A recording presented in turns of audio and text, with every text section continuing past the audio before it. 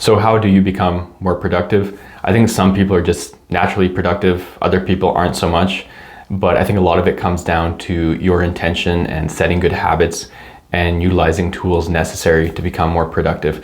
So I'm just going to go over some tips here for you on how you can be productive as a business owner, or even just as an individual, even if you're not a business owner. But of course, my videos very much focus on business startup and business management. But so here are some tips to help you be more productive. Number one is focus spending your time on stuff you actually like doing. I think that's the biggest thing. When I'm doing something I don't really want to be doing, I'm looking for distractions. I'm putting it off. I'm looking for other things I'd rather do and kind of leaving it till the end. Whereas when I have something I'm working on that I'm excited to do, that I really actually want to work on, then I'm pushing other things away to focus on that. So I think as much as you can in your work life, in your personal life, spend your time doing the things you actually want to be doing, because it's a lot more easy to be productive and it's just better for your mental health if you can focus on those things. I know in some cases you can't. We all have to deal with things we don't like dealing with. That's part of life. But I also think a lot of people kind of subscribe to or register for or get in situations that they don't really want to be in, even though it's completely their choice. So maybe they chose a career field or a career path that they don't really like, but it was completely voluntary. And now they just feel not productive because they're in a situation that's not really suitable for them.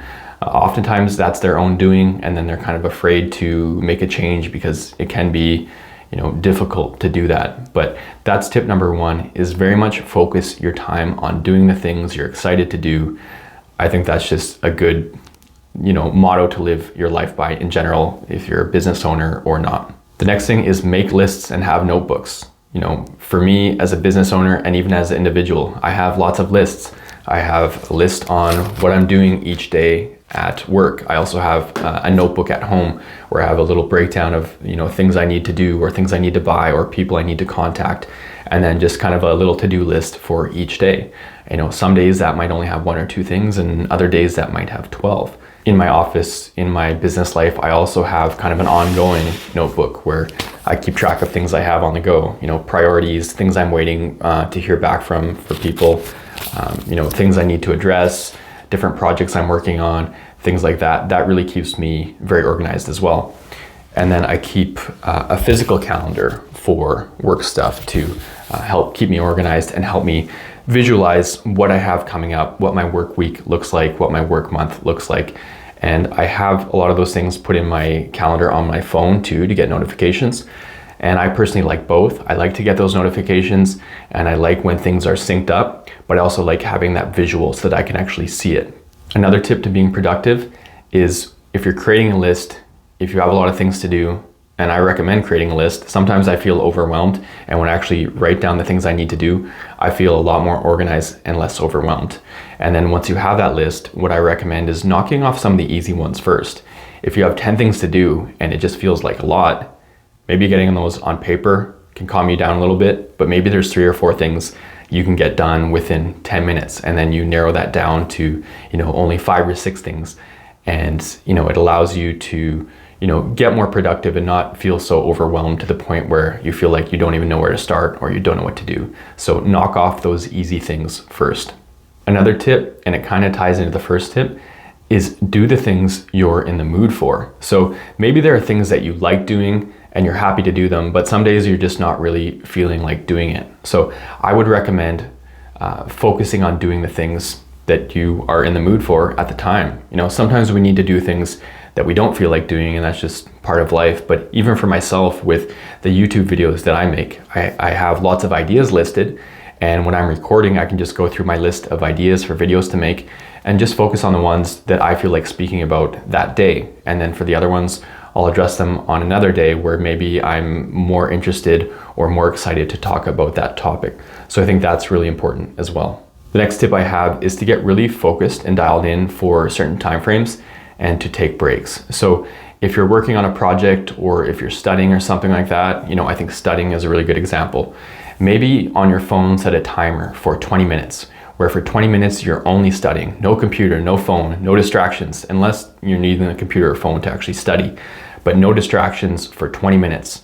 and then take a 5-minute break or a 10-minute break to focus on those distractions, browse on your computer, respond to a text message, but have it very kind of clear cut where you have 20 minutes of work or study only, and then a 5 or 10-minute break, and then 20 minutes, and then 5 or 10 minutes, and get really strict with yourself like that. That has worked well for me for studying and even sometimes for work too. So it'll kind of just, prevent you from going back and forth and not really being that productive because you're mostly getting distracted. Kind of just creates a form of discipline.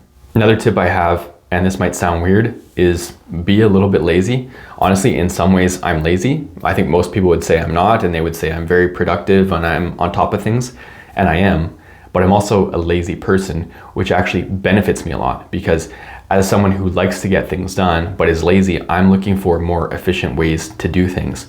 And so I can be very productive because I've come up with strategies to save myself time.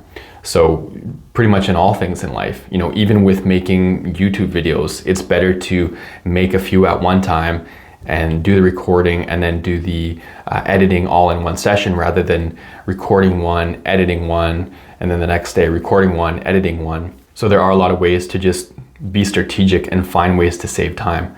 I find so many people waste a lot of time because they're not coming up with ways to be more efficient with their time. And sometimes that's just kind of like digitizing what it is you do and using different applications or platforms or methods to help save you time.